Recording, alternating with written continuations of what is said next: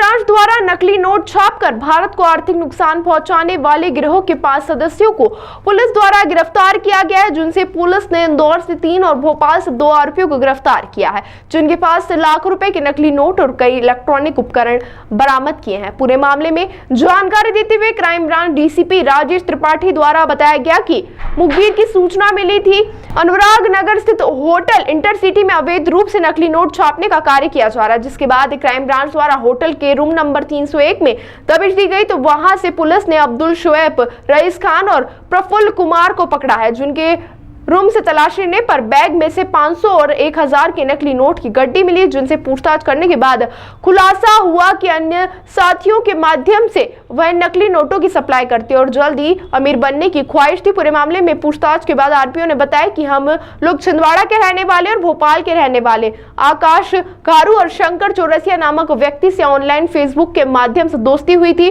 और उसी के बाद उन्होंने नकली नोट छापने का काम शुरू किया था। वहीं फिलहाल पुलिस ने 5 आरोपियों को गिरफ्तार कर लिया, जिनके पास से नकली नोट की कुल 4,35,000 की राशि बरामद की गई है। साथ ही बटर पेपर, प्रिंट, लकड़ी frame, cutting machine, lamination, laptop, mobile आदि कई जब्त किए हैं। तो वे भोपाल का शंकर मेडिकल संचालन करता है, तो वहीं आकाश पूर्व में निजी कंपनी में सुपरवाइजर की जॉब छोड़ने के बाद इस काम में जुड़ गया और इसके बाद विभिन्न शहरों में अपना नेटवर्क बिछाने का काम में लग गया। परसों क्राइम ब्रांच को ये सूचना मिली थी कि कुछ लोग होटल में आकर के रुके हैं, होटल इटर्निटी होटल है, यहाँ पर रुके हुए हैं और ये लोग नकली नोट जैसा कुछ काम कर रहे हैं। इस सूचना पर क्राइम ब्रांच से हमारे एसीपी पूनम चंद यादव और निरीक्षक सप्रे झा और एएसआई मंगल की टीम ने रात में दबिश दी।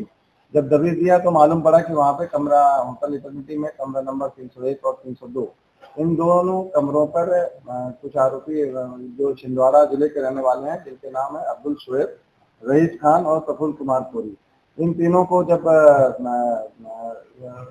पूछताछ किया गया और वहां पर जब मौके पर देखा गया तो मौके पर भी बहुत सारा सामान ऐसा मिला जिससे नकली नोट तैयार किया जा सकता है।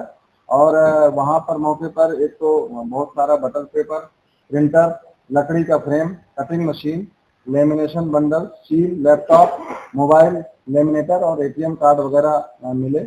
और वहाँ पर नकली नोट भी बहुत सारे जो बनाने वाले जो पेपर हैं उसमें छपे हुए नकली नोट भी दिखे और इनके द्वारा टोटल जो जब्ती की गई वहाँ पे मौके पर 50,000 रुपए के करीब मतलब नकली नोट के 100 नोट 500-500 रुपए के 100 नोट जब्त किए गए।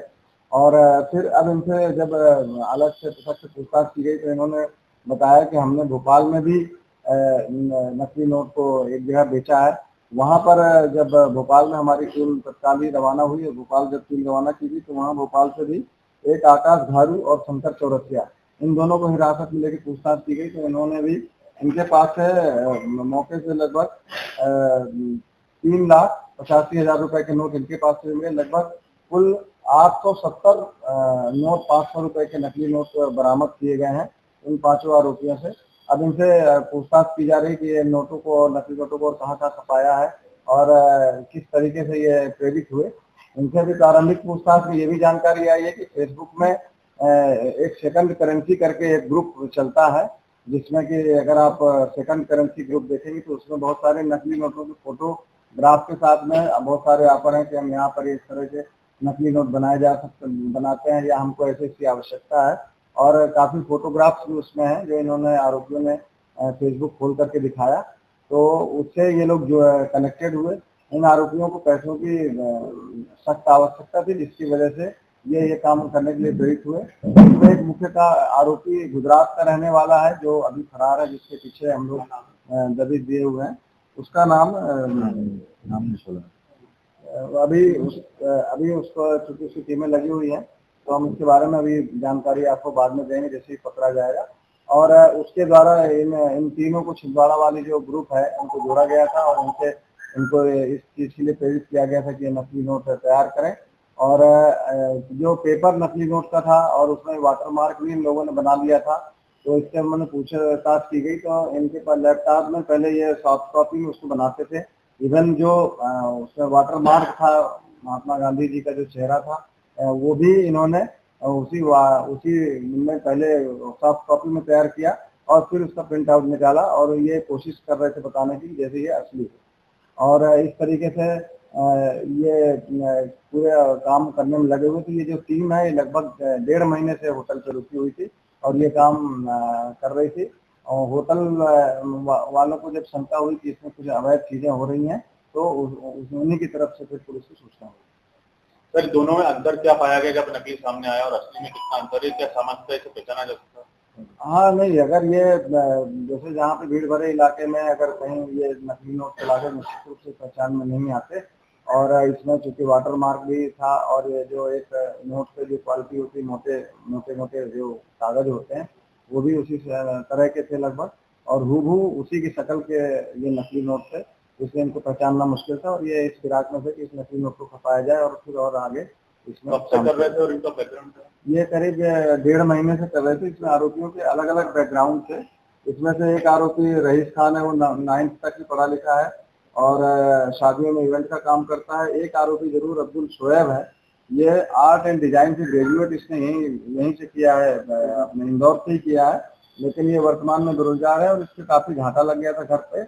इसलिए इसको ये फेसबुक के माध्यम से इसको लगा कि हम नकली नोट तैयार करके और बाजार में चला सकते हैं। इसी ने यही मास्टरमाइंड की शुरुआत अब्दुल शोएब, हाँ, ये यहाँ पे जो 3 लोग पकड़े गए इसमें सबसे ज्यादा मास्टरमाइंड यही है और इसी में कंप्यूटर वगैरह में जो भी सॉफ्टवेयर डिजाइनिंग का काम है वो यही करता था और नकली नोट छापने की कार्रवाई में ये मुख्य रूप से शामिल हुआ।